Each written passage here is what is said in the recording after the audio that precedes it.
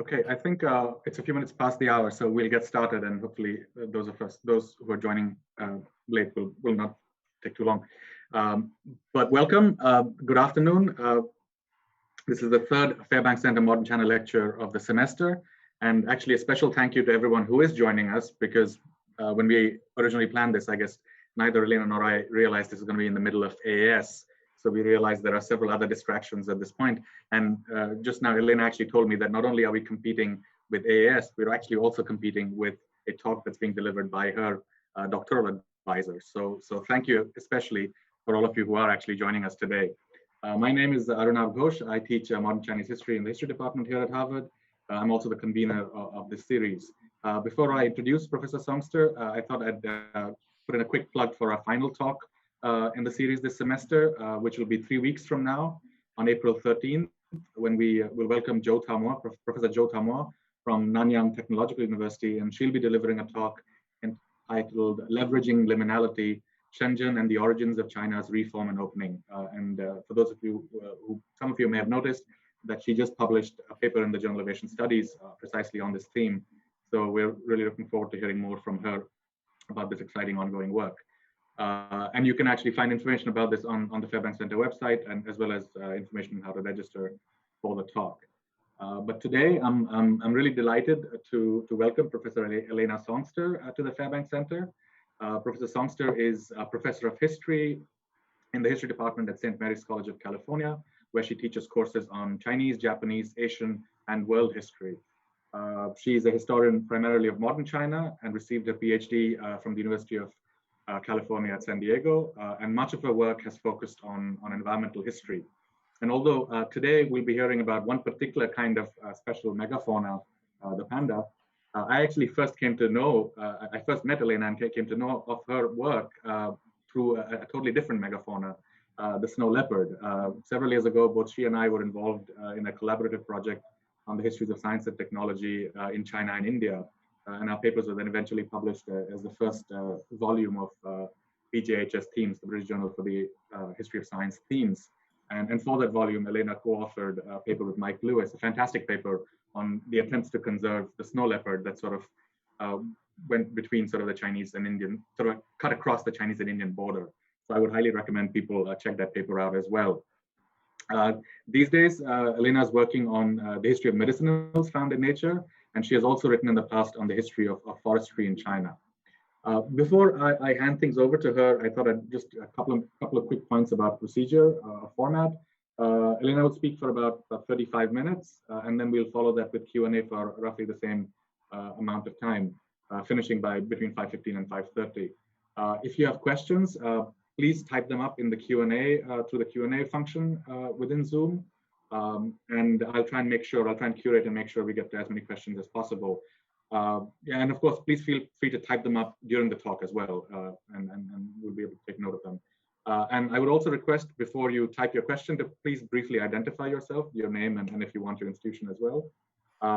That being said, we are recording this, so if for any reason you prefer not to identify yourself, you're of course welcome to stay anonymous.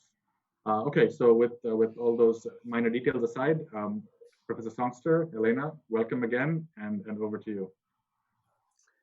Thank you so much. I really would like to thank Professor Arunab Ghosh in particular for inviting me here, and the Fairbanks Center for Chinese Studies for hosting me.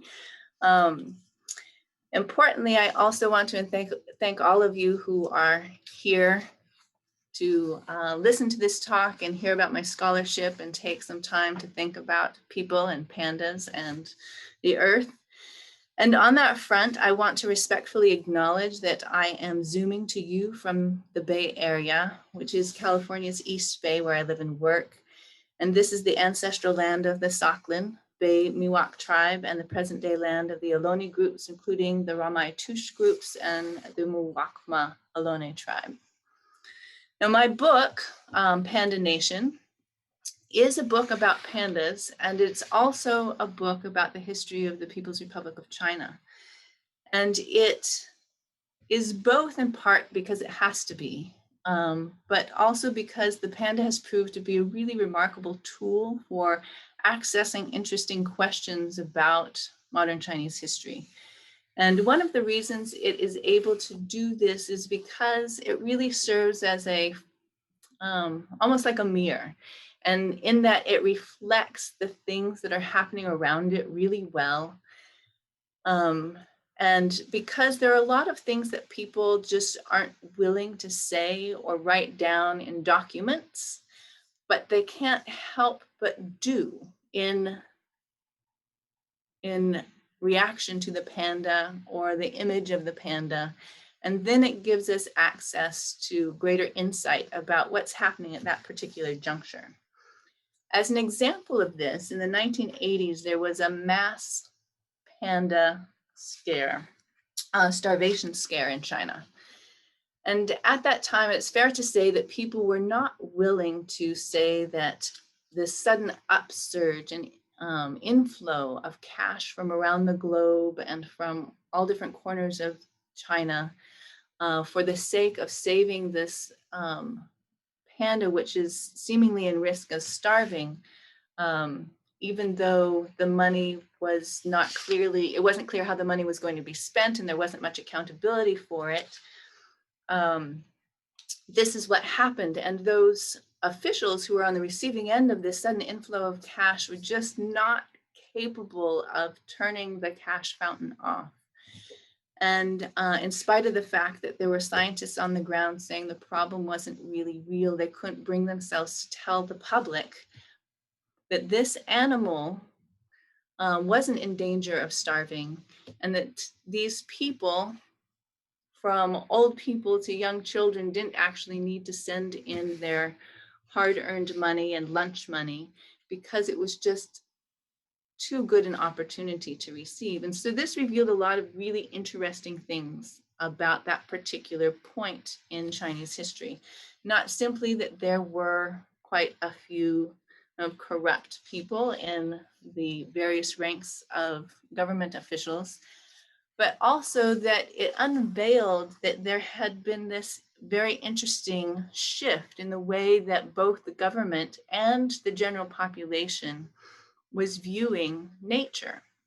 Instead of in the past, the way it had been portrayed as being something that was a well of resources that was best if retooled for socialist state building, suddenly nature was being perceived as something potentially vulnerable and in need of protection.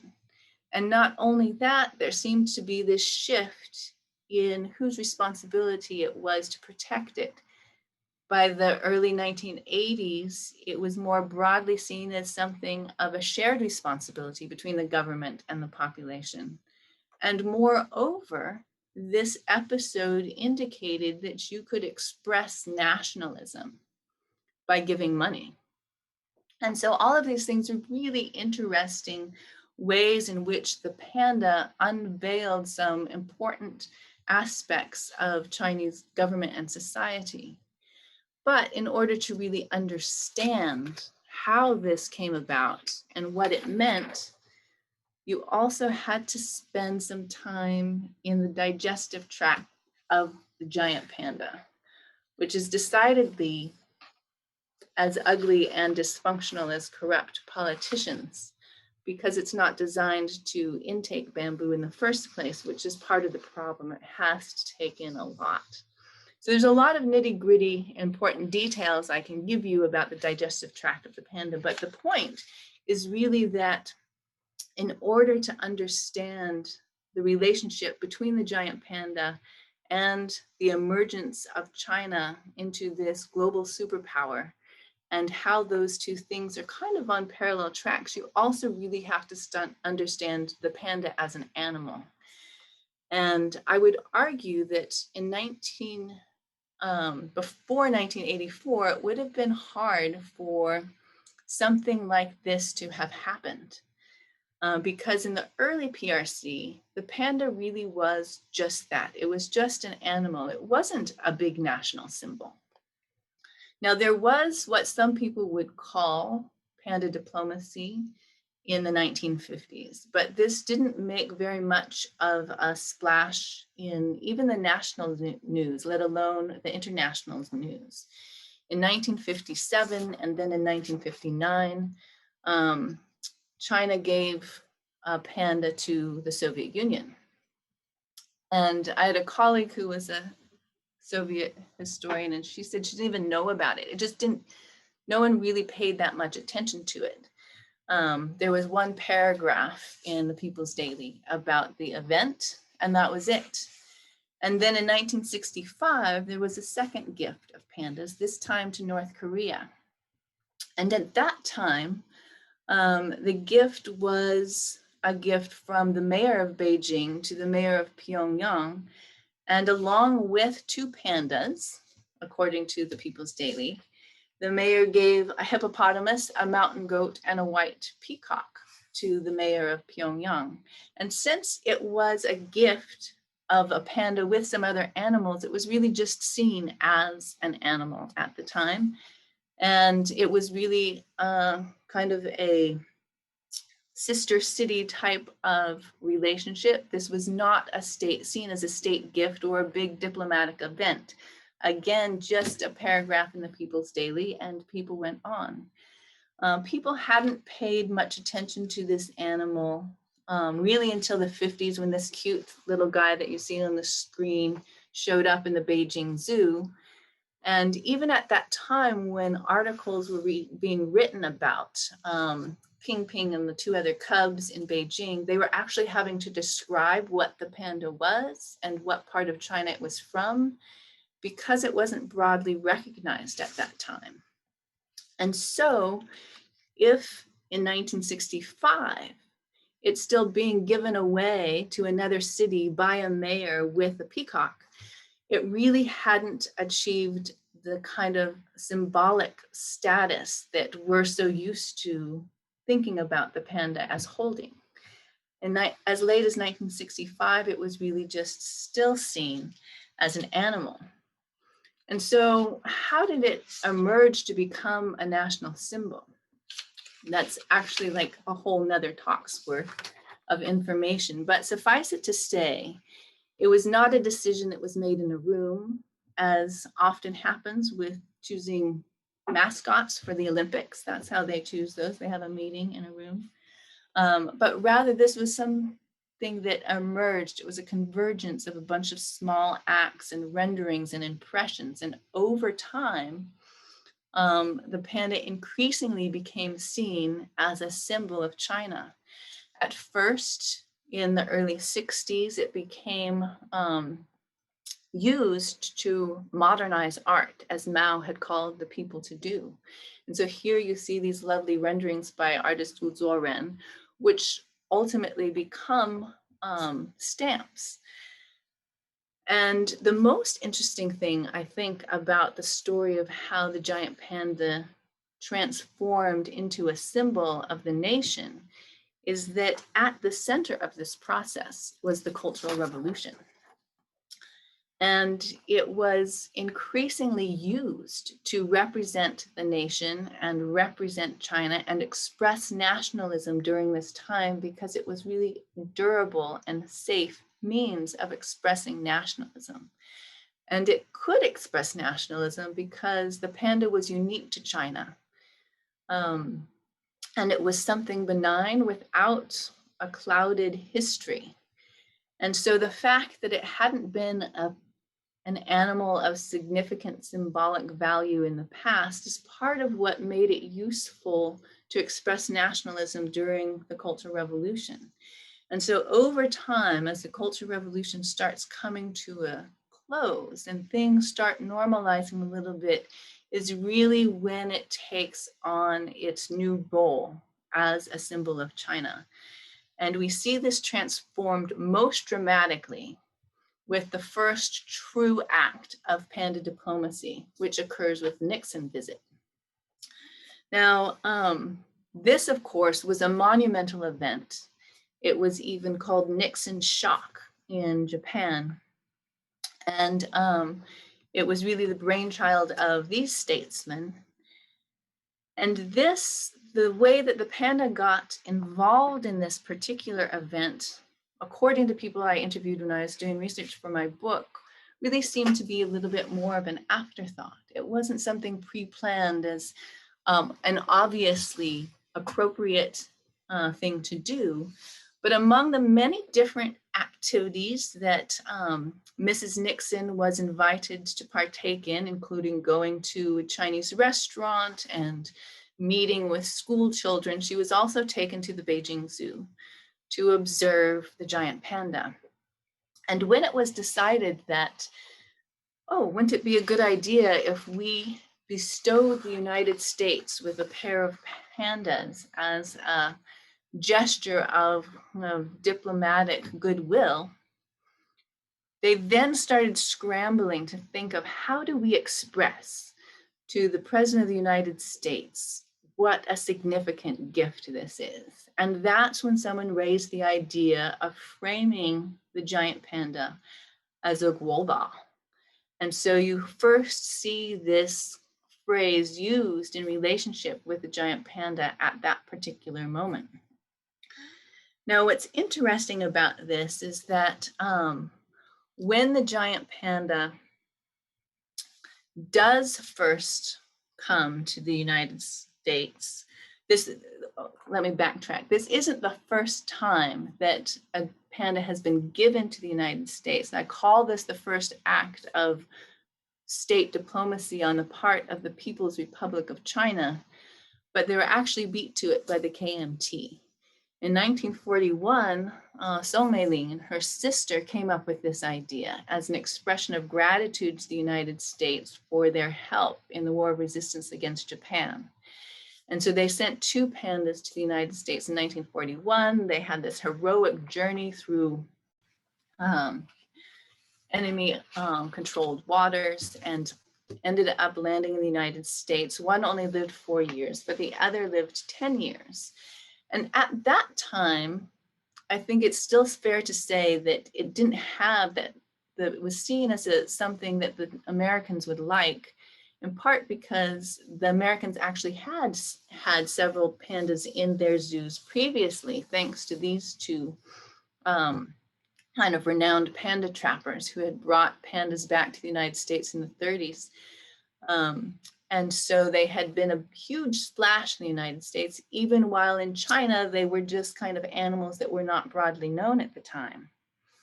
And so when we get to this more kind of news headline worthy gift that comes in 1972, the situation is completely different, because at this point, it's not a gesture of gratitude.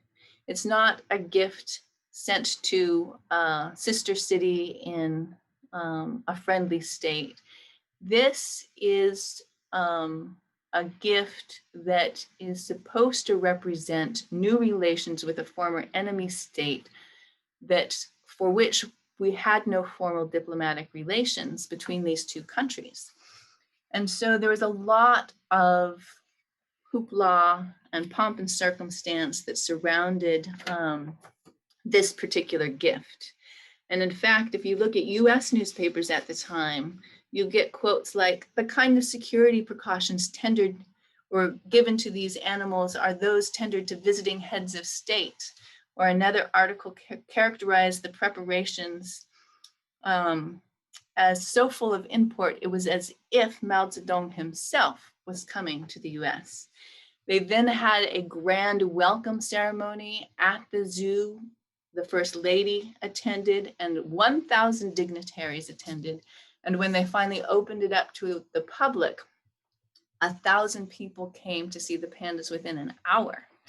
And so it was a grand success indeed, far beyond what anyone imagined it could possibly be.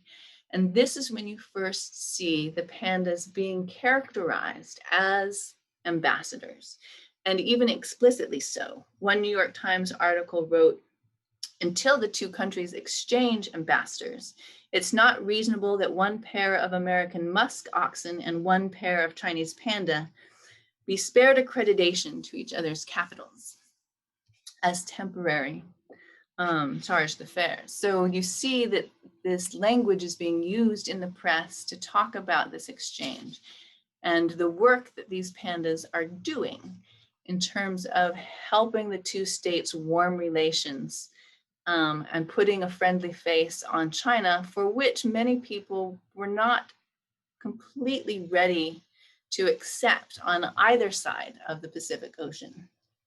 I mentioned musk oxen. I thought you should take a look at what a musk ox looks like, because it's not something, unlike the ubiquitous panda, that everyone knows about. And needless to say, I think that the United States got the better half of this deal.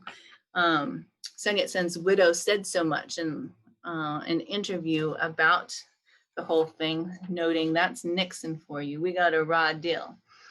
But anyway, back to the particular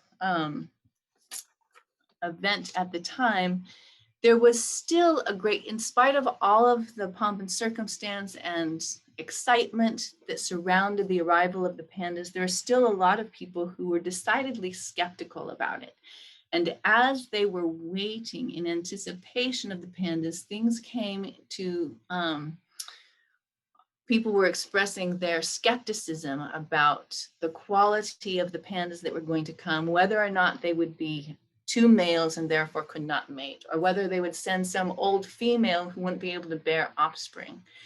I think it's very interesting that they were so skeptical about the mateability of the panda pair that was supposed to come, and worried about being deceived in this way. Some of the skepticism was expressed with the first rendering of a Trojan panda, which you see in the National Lampoon, July of 1972. And so this commentary reflected real sentiment on the ground. So even while you had this sudden upsurge of welcoming and excitement, you also had a high degree of skepticism at the same time. Nevertheless, in spite of some of the skepticism that is expressed in the US press, it was decidedly a huge success. So much so that it was immediately repeated with another enemy state of with which China had even greater tensions, historic tensions with, and that is Japan. And so even the degree to which the two countries had greater tension, the press surrounding the normalization of relations between Japan and China was more pronounced and more excited, and there were easily 10 times as many articles in the newspapers about the new relations and about the panda gifts specifically. So of course, right after signing the joint communique, China then offered Japan a pair of pandas, knowing full well from their very recent experience with the United States that this was decidedly a good idea. I think that it's fair to say that when they offered it to the United States, they had no idea the degree to which it would be such a successful diplomatic tool. But once that had happened with the US, from that point on, the government of the People's Republic of China cannot claim innocence or naivete about the degree to which the pandas really serve the purpose of being kind of soft diplomatic power and a wonderful way to appeal to the publics of the states that they offered gifts to. And Japan was decidedly no exception to this. I talked about 1,000 people coming in an hour to the display in the US Zoo. In Japan, not only did the public get incredibly excited, but the political parties also started using the panda as their own insignia. And with regards to the public interest, the first day that the pandas went on display in Japan, 18,000 came to view it, and 100,000 people were turned away.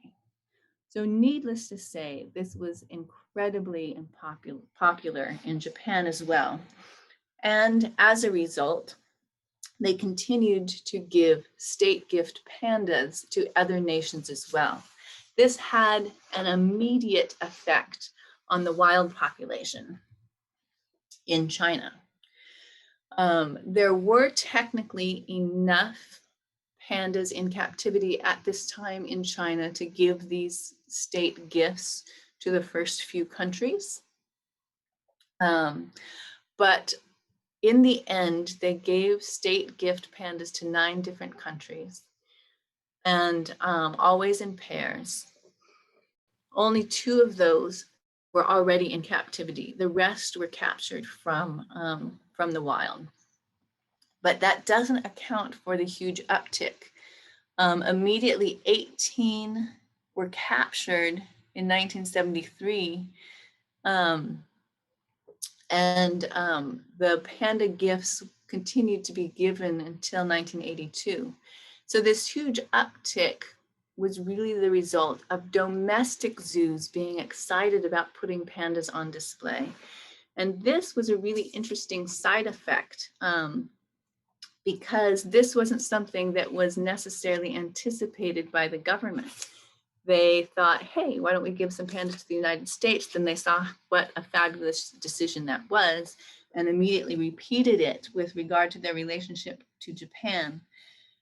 And then all of a sudden, pandas started getting captured left and right from their wild range.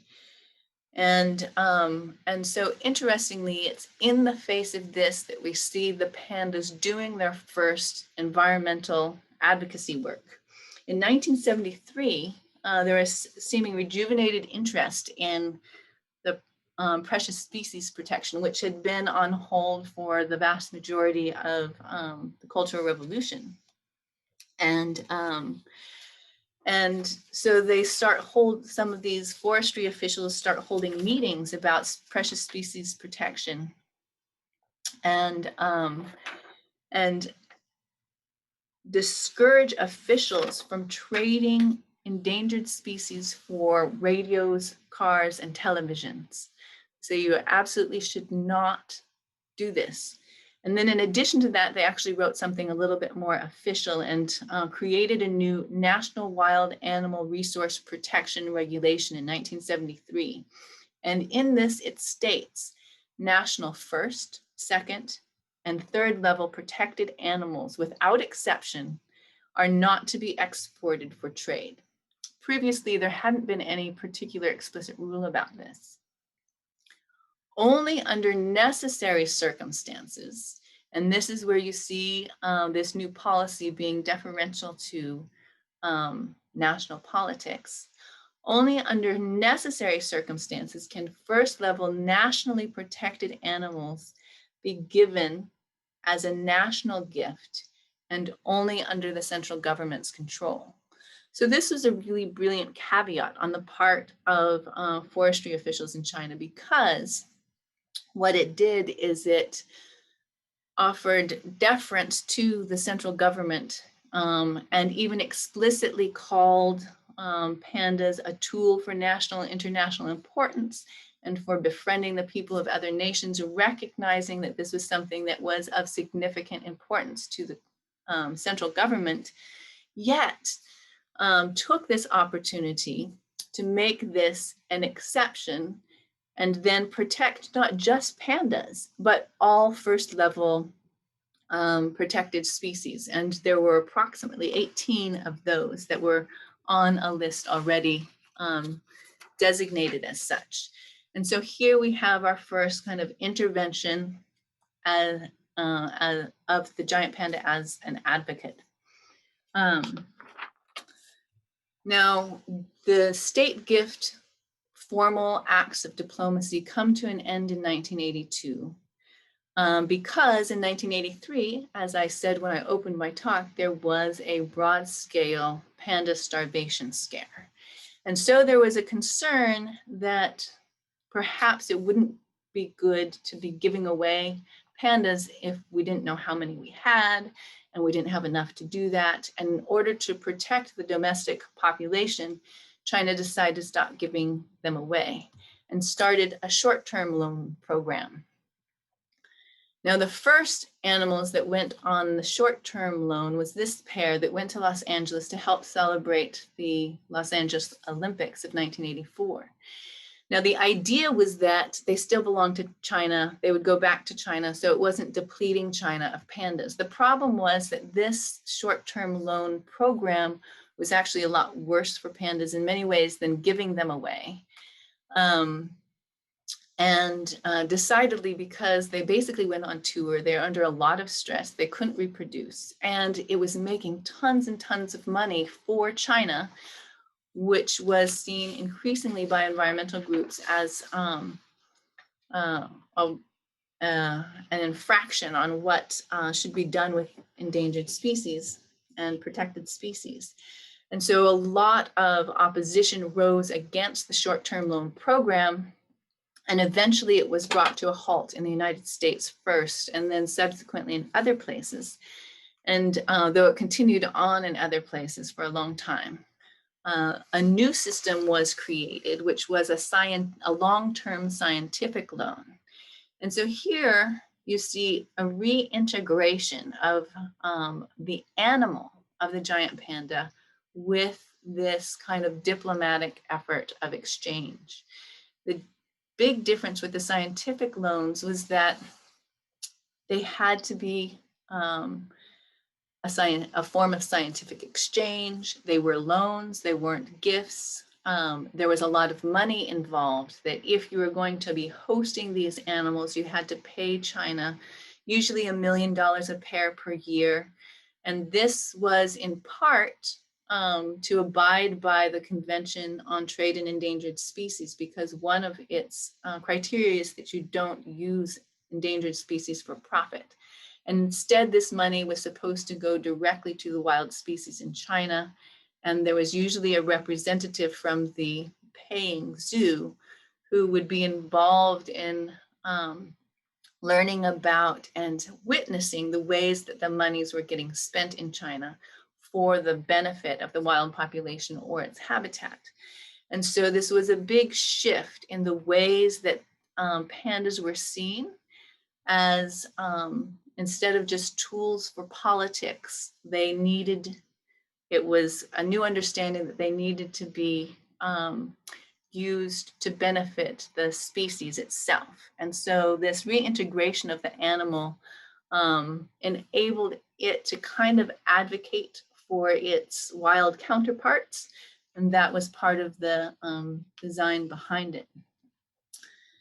Some people ask, does this qualify as panda diplomacy? And I think that it does. It's just a re-articulation of what the significance and importance of it is, and a recognition of a shift of understanding of the purpose of an animal in the relationship between these two countries. But you don't really see the environment getting invoked in China with regards to kind of political acts of panda diplomacy except first through this process of rejection. And so this actually is jumping ahead a little bit. After China had closed its panda gift program, it continued to offer pandas to the island of Taiwan. And it did so in 1987. And at that time, the government was really concerned about accepting the pandas because they feared that since it was being offered as a gift, accepting the pandas was accepting the notion that they were part of China. So it took them a while to come up with what they considered an appropriate response. And they decided in 1988 to reject the panda gift offer on conservation, for conservation reasons. But during the process of that effort, China realized that the pandas were really popular on the island of Taiwan. So they kept offering and kept pushing.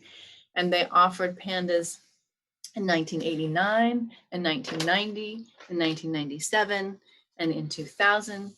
And then put it to rest for a little while until the Yanzhan came to China on a historic visit in 2003, and they offered them again. And that's when they became a big controversial topic. And again, the government in China, excuse me, the government in Taiwan at the time was under the DPP control. Chen Shui-bian was the president and took this as an affront. It was called a charm offensive, and this notion of the Trojan panda rises again in a lot of the press exchange between Taiwan and mainland China. But when they object to accepting the gift, they ultimately turn it down. They do so again on environmental reasons. At first, Chen Shui-bian writes a long essay about how it would be environmentally irresponsible to accept the pandas. And ultimately, the Forestry Bureau in Taiwan rejects the pandas because Taiwan does not have the facilities to properly care for them. And of course, this is criticized because this is seen as technical reason, a political choice that is given a technical and environmental excuse. But that, what's interesting is that when the pandas are finally accepted by Ma Ying-jeou in 2008, even while he was among the people criticizing Taiwan for rejecting the pandas previously, he also accepts them on the very technical and environmental basis, saying that in the interim years, Taiwan has now achieved the expertise to properly care for the pandas and therefore is in a good place to accept them. So it's quite interesting that the environment is invoked in this particular tense case of panda diplomacy because it's much more acceptable to both reject and accept the pandas on environmental reasons rather than acknowledge the political tension that the pandas created. And so the panda has shifted again from being a kind of diplomatic tool of goodwill to being something that actually sowed a great deal of tension in this particular case. But what turns out to be the worst thing anyone could do is to politicize the pandas. And both the people on the island of Taiwan and in mainland China accuse the other of this horrible crime of politicizing the pandas, when in fact, ever since it was realized in 1972 what a fabulous political tool the pandas were, they've been nothing but political. And so what's actually new and interesting about the exchange is the increased invocation of the environment as being something of relevance, because that had been decidedly absent in the first phase of panda diplomacy, and not something that the PRC had invoked very much at all. And it's a bit surprising in part because outside of China, it had been a central part of the panda identity. Ever since 1961, the panda had been used by the WWF as its main emblem. And around the globe, you see increasing utilization of the panda as a means of invoking environmental concerns. And so this was a famous art exhibit that would appear in random cities, major cities around the globe. The 1600 number of pandas, there actually were 1,600 of these, was to represent how many pandas were estimated to be in the wild in China at that time, to help kind of spur environmental awareness for nature protection. Panda suits became a very common form of invoking environmental protection in various types of protests, particularly it seems in climate change concerns, though it seems that the polar bear might be a more apt one. You see it in Madrid and Copenhagen. And it's not really until 2010 that mainland China starts to recognize the benefits of embracing the panda as not just a symbol of China, but also a symbol of nature. And so here is kind of the first high profile use of the giant panda as an advocate for nature protection that you see on display on a big global stage presented by the People's Republic of China in 2010. And then subsequently, there are other uses to promote solar energy. And then increasingly, the panda is also used more ironically or critically. And here you have people in Chengdu invoking the panda to help clean up the air. And then we see a return to the panda as an animal in political satire increasingly, invoking its animal tendencies and the ways that it's been used to mask China's real motivations. And so its new position kind of on the global stage has become much more complex because of the way that it's increasingly used as a form of satire, makes it more difficult for the giant panda to accomplish its original role as a diplomatic tool. And with that, I think I will close and take any questions anyone has. I have a lot more slides if you have questions about any of the other related topics. Thank you. Great, thank you so much, Professor Songster. That was really, really fascinating. As hopefully we'll start getting questions in the Q&A function. Yeah, so just to let everyone know, yes, please, the floor is now open, so please feel free to type up your questions in the Q&A tab, and then we'll try and get to all of them. But as people maybe collect their thoughts, I thought I could abuse my privilege and ask the first question. In some ways, I was really struck by the ways in which you sort of identify very different kinds of approaches. In some ways, approaches that seem to be self-conscious, at other times that are not very self-conscious, and then there's a moment of realization almost. Oh, that there are other perspectives that can become important. But this is something I think you discuss in the third chapter of your book. But I was wondering if you can tell us a little bit more about sort of within China, how do you see the stakeholders changing?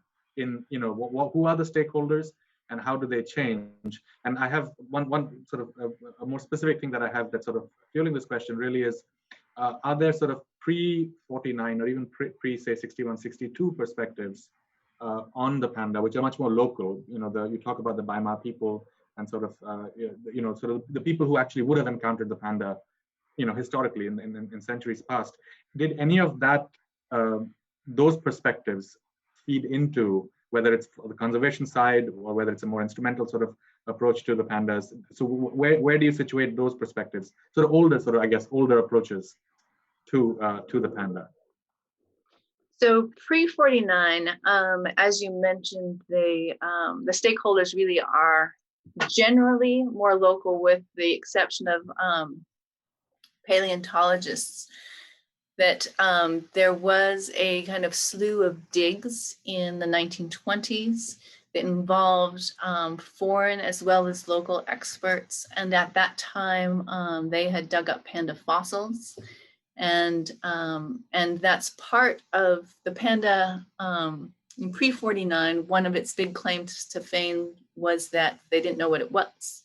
It was initially sent by Père David, who was a French Lazarist priest and naturalist, back to the Natural History Museum in Paris and just labeled simply as a black and white bear. And then once there, after they examined the bone structure, that's how it got named the panda in the first place, was that it was aligned with the what we now call the red panda as being very similar, because they were both bamboo eaters and their skull structure was really similar. And so it created this big debate about whether or not the panda was part of the raccoon family and like a big version of that, or whether it was a bear.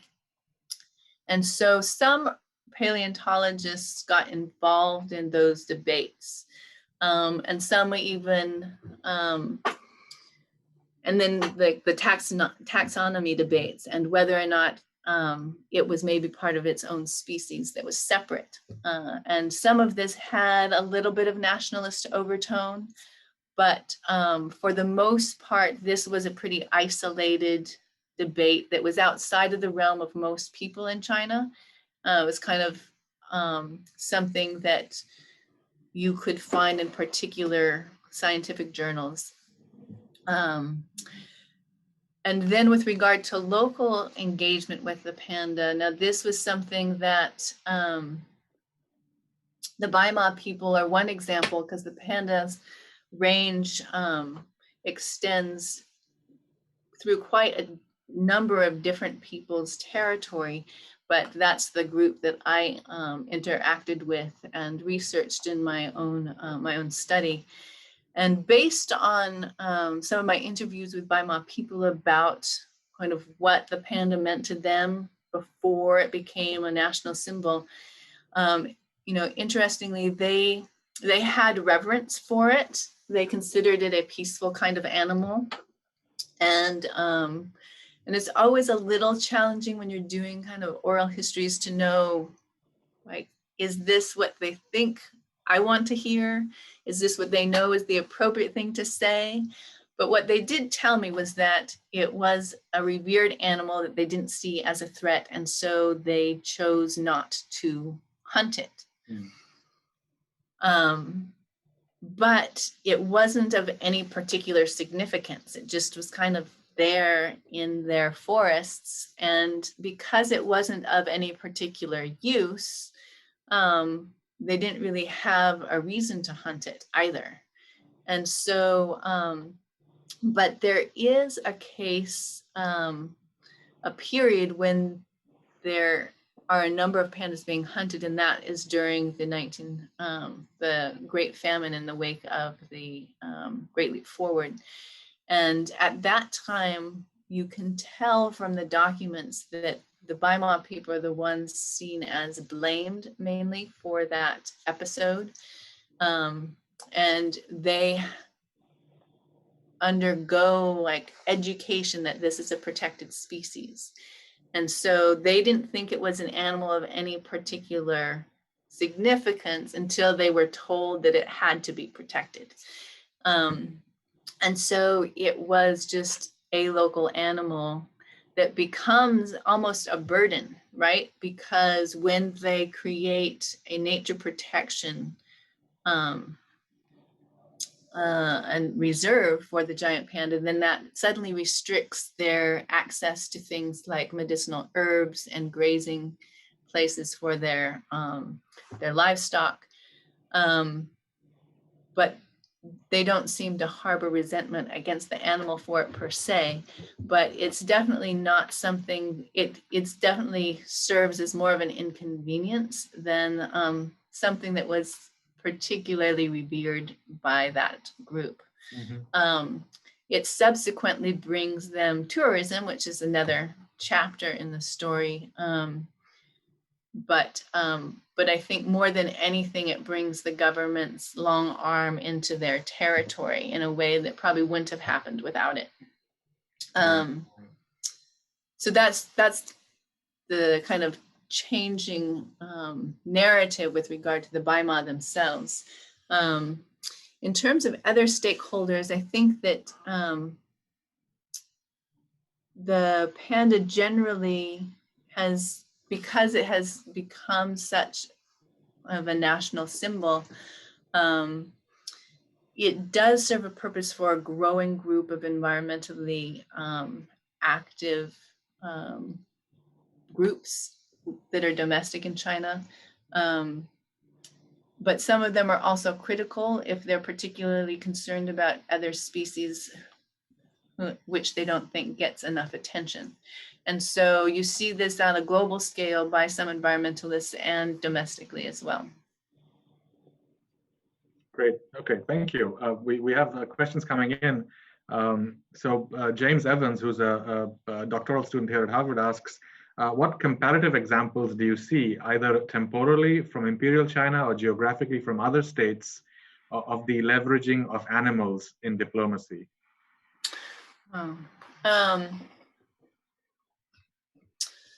Temporally. So in terms of other states, I think that, nothing really is as successful as the giant panda. And there is a fair amount of interest in other national animals, right? You see the koala and the kangaroo in Australia. And these are utilized symbols of the nation. There are a lot of animals that are not as unique to the country, and so that stifles their efficacy in that regard. In the case of India, you have the tiger, which is seen as a national symbol, but there are tigers in other countries as well. And the tiger's complicated because it attacks people. Mm-hmm. And so it's not always seen in the same kind of benign sense that pandas are. And in the case of Australia, I know that kangaroos are seen as pests. And so with regard to the relationship to the local population, I think the panda has a better reputation. And it's also maybe not more unique than the kangaroo or the koala bear with regard to only existing in a single country.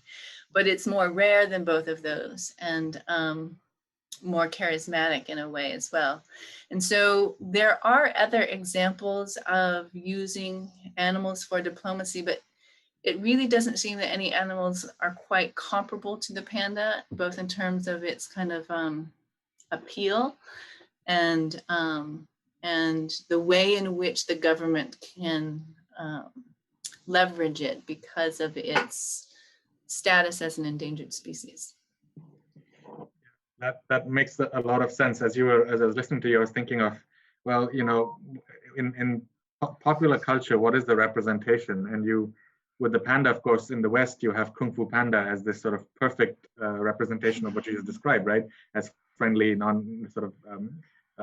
not going to attack you and can be heroic in certain ways.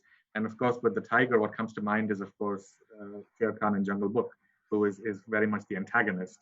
So that's actually kind of interesting that it's difficult to position the tiger in similar ways.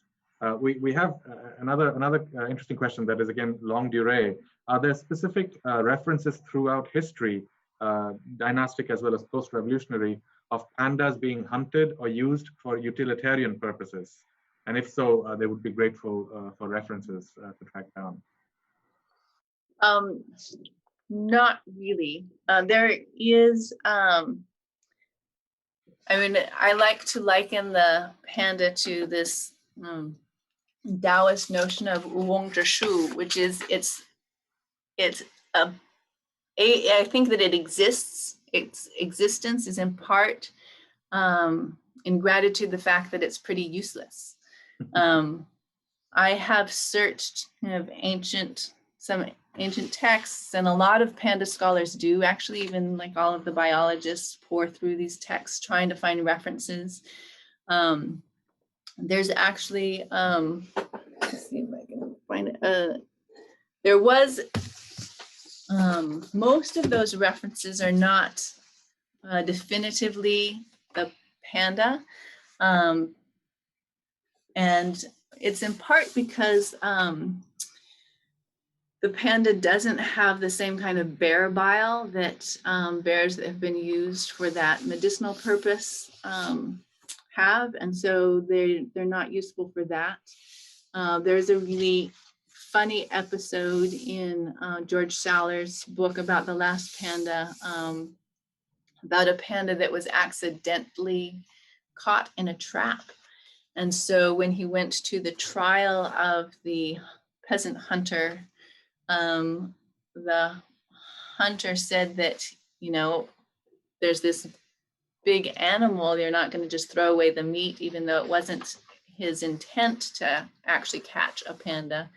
But he said the meat tasted so bad that they gave half of it to his sister and the rest to the pigs.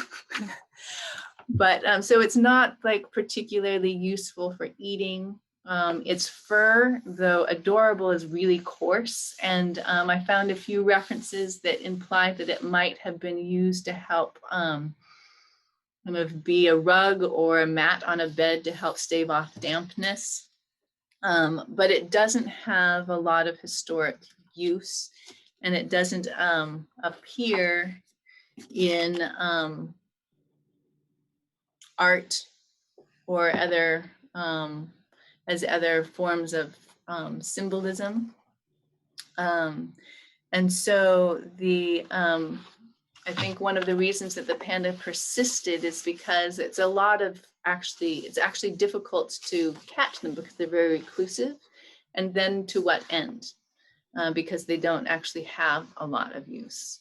And so I think because they weren't particularly useful, they didn't end up being an important part of Chinese cultural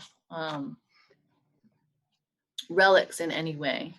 And it is partly for this reason that it actually, I think, is revered during the Cultural Revolution because it doesn't have any imperial baggage. Unlike, say, the dragon or the tiger or some of these other animals that you do see as symbolic and in traditional art. It's not associated with the imperial period, which makes it a kind of fresh object for modernizing art during the 20th century. I'm thinking of Mark Elvin's Retreat of the Elephants, and in some ways you seem to be offering an answer for why the panda survived when so many other megafauna didn't in China, right? So the elephant has disappeared, the tiger has disappeared, and so many other large animals have disappeared, but the panda survived in some ways. Of course, part of it has to do with the fact that this is not an area where the Chinese state was active, or Chinese, these are definitional issues that they get tricky, I guess, but other communities were here. But it does explain to some extent perhaps why, given its reclusiveness and given its relatively non-utilitarian nature, that it survives, whereas other megafauna don't. I don't know if that's a fair assessment, but it just came to mind as a possibility. We have another question from Asaf Alibegovic, who says, many thanks for this fascinating talk. They're from Heidelberg University. And the question is, in the panda enclosure, Beijing Zoo still has a gory display of a very crude knife as a skinning instrument alongside the skeleton of a panda. At least it was there a year ago when they visited. I'm wondering if panda skeletons or hides were shared with other zoos as part of scientific collaboration. I'm sorry, could you repeat that? The whole thing or just the last bit? Just the last bit. So I'm wondering if panda skeletons or hides were shared with other zoos as part of scientific collaboration. So historically or recently? I would imagine recently, or okay. if there are other instances, but I presume more recently. I don't have any personal knowledge offhand. I know that that historically in the late 19th century, that's when the first skeleton was sent off and introduced to Western science. And then in the early 20th century is when the Roosevelt brothers, Teddy Roosevelt's sons, went down in history as the first Westerners to kill a panda, and they took it back, and then a subsequent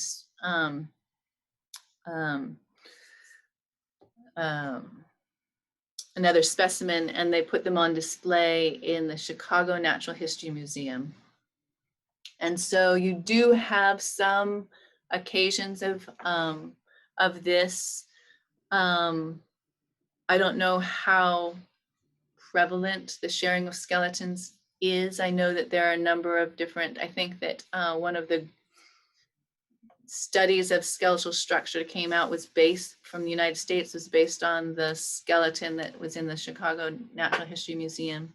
So I'm not under the impression that there's a great deal of that because I haven't run across a lot of examples of it. But there are a few studies. I think what more likely has happened is that when pandas have died, the skeletons have been in captivity. Some of the skeletons have been kept and studied. But I know that hides were traded and sold in the 80s for quite a bit of money. And there was actually some panda poaching for the sake of hides in the 1980s. And the punishment was capital punishment, which is technically still on the books, though I think you'd be hard pressed to find a buyer for a panda hide today. It would just be considered so uncool, right? Panda hide. But 6 people were committed to capital punishment in the 1980s for panda poaching. There's a relatively recent history. Yeah. I have a question actually about one of the images that you showed of a soft, cuddly, friendly panda, and then a screen, and then a much more sort of feral and scary panda, right? This one. And I was wondering, it's an unfair question to a historian, but if you were to sort of prognosticate a little bit, given how much has changed in relations, in sort of global diplomacy right now, especially in the past week, but more broadly in the past, say, couple of decades. So if you were to sort of prognosticate about how you see the panda figuring going forward, do you see it staying a very important element of Chinese diplomacy and perhaps Chinese soft power, or do you see sort of this kind of sort of imagery also become really sort of fairly prevalent, which then undermines a sort of soft, cuddly, much more friendly kind of image that is put forward? Yeah, there's other images. There's one that I also love, right? This type of satire is increasingly popular, and even the notion of a panda hugger, which I have on one of my other slides, is a sarcastic statement, right? Like if it's a derogatory statement to call someone a panda hugger because they are inappropriately friendly to China, which they shouldn't be, is the implication of that term. And then you have images like this and this, oops, not that one, this one. And so it is increasingly being used in the sardonic sense. And that does undermine some of the kind of benefits of the panda. But I think overall, there's enough of these type of images and the feelings that people get when they go and see the animals that that no matter how many of these drawings are put out there, I think that these images will overpower them. But I think that because these images are so endearing, it helps these cartoonists with these type get their point across. But I don't think that that they will like completely undermine the ability of the actual panda to do its diplomatic work. So I project that it will continue to be useful as a diplomatic tool, even if it is used in these kind of more sarcastic ways as well.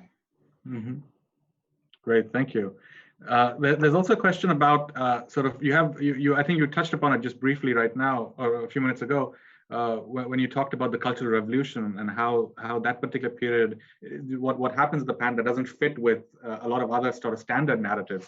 And I was wondering if you could tell us a little bit more about why it doesn't fit, but also perhaps more about what it says, or how it might help us rethink the history of science in the PRC.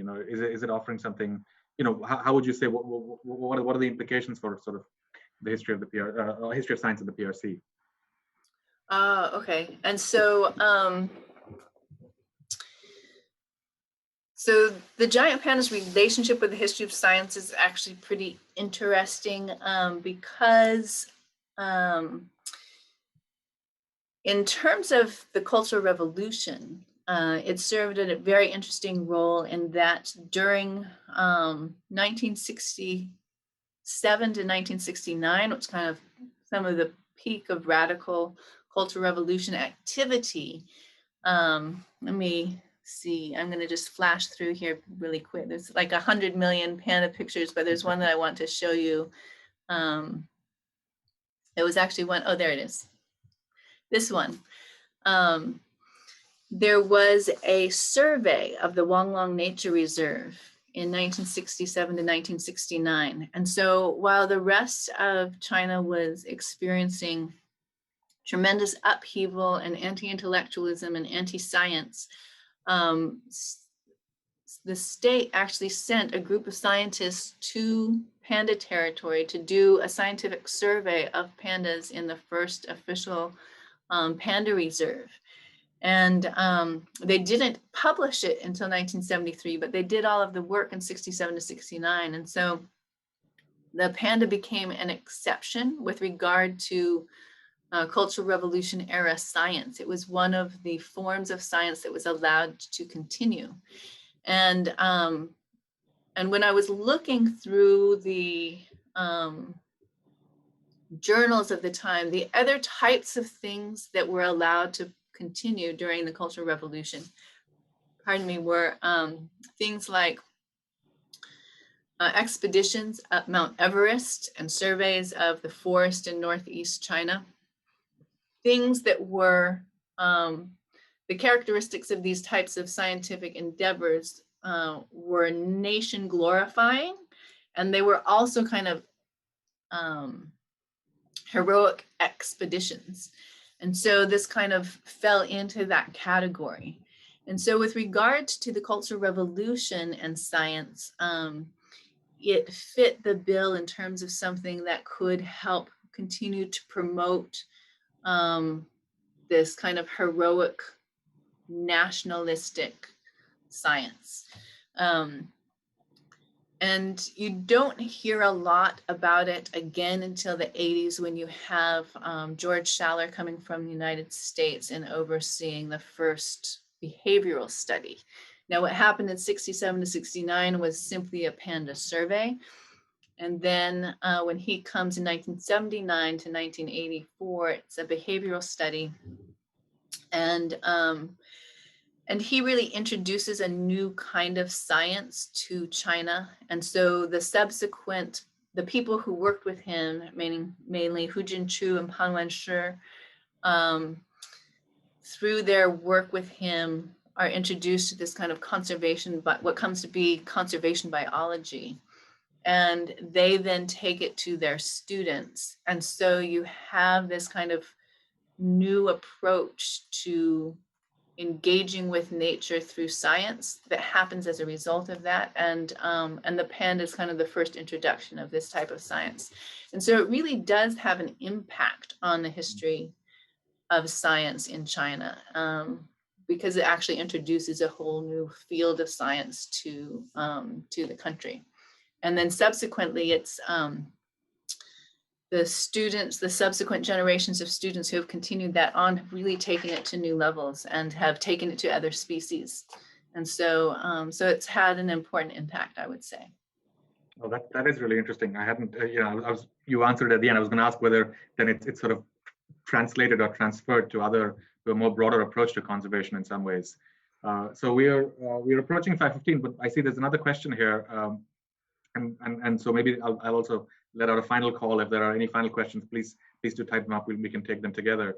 But in the meantime, there's another anonymous attendee who's asking, have there been other premature recalls of lone pandas similar to the event from Dallas Zoo recently? Is there a pattern in the way China recalls pandas?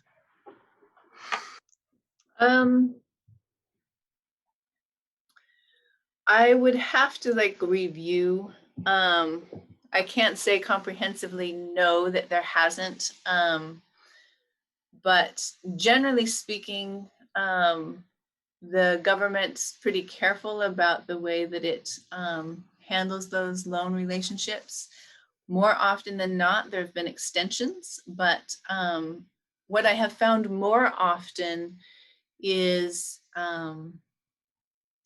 an assumption that there is more politics involved than there sometimes is, that sometimes some of these decisions are based on predetermined agreements, and they happen to coincide with growing tensions between the country and China, and so it appears more political than it necessarily is. but I can't comprehensively answer that question without kind of like sitting down and looking at the various situations. But I have read a few accounts where there had been already an agreement that cub was to be returned, and then that timing happened to correlate with tensions that grew up much more recently. And so the press portrays it as a reaction when in fact it was pre-planned. Right. That maybe as a last question and as a follow-up, I can ask. So, what is sort of the logic that's driving? So clearly, it's interesting to hear that there are very different kinds of sort of temporalities involved. There's just sort of negotiating an agreement, figuring out when something will happen, and then sometimes it can coincide with a diplomatic spat, or if there is some kind of diplomatic tension, then politicians can take advantage of what is already supposed to unfold. But is there a way in which the period of the loan is decided, and is there other sort of from either the life cycle of a panda or from other kinds of sort of biological considerations that determine what an ideal sort of loan period ought to be? Is there a sort of clear sense of that, or are there other kinds of things that are driving the period that's chosen? Well, the scientific loans grew up in the late kind of became formulated in the late 90s, and the San Diego Zoo was the first to kind of model it.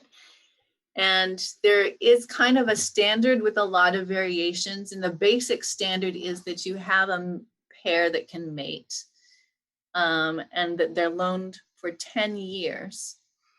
And that it costs the host zoo approximately $1 million a year. And then if they have offspring, they actually pay extra to China. And then the offspring are supposed to be returned to China in 3 years. And so that's kind of like the general formula. Now, I think that when we were in the short-term loan period, sometimes those loans would be 3 months, as barely enough time for pandas to kind of de-stress after travel, right? And certainly not enough time for them to warm up to reproduction. And so the idea of the 10-year loan is that it would enable possibly a few offspring to be born during that time, because even while they're technically not have breeding loan, like breeding isn't the purpose, it is seen as beneficial to be able to facilitate it, because they're trying to grow the captive population enough for it to be self-sustaining and not need to pull any more out of the wild. And so 10 years was seen as kind of enough time to be able to facilitate that, and probably as much money as anyone could promise from the get-go as well. And then I think 3 years, the cub is old enough, like in the wild, they would be on their own by then. And so then they can return to China, and then that's kind of helps diversify the gene pool in the China breeding program as well. Great, thank you. Okay, I think we are at the end of our questions. We're also nearing sort of the end of our time here, but I just wanted to say thank you so much for a fantastic talk, and then also for telling us about other aspects of your book in the Q&A. So thank you again. Please join me, everyone, in thanking Professor Songster, and hope that we shall see you all in a few weeks for Joe Tamoa's talk as well. So thank you. All right, thank you.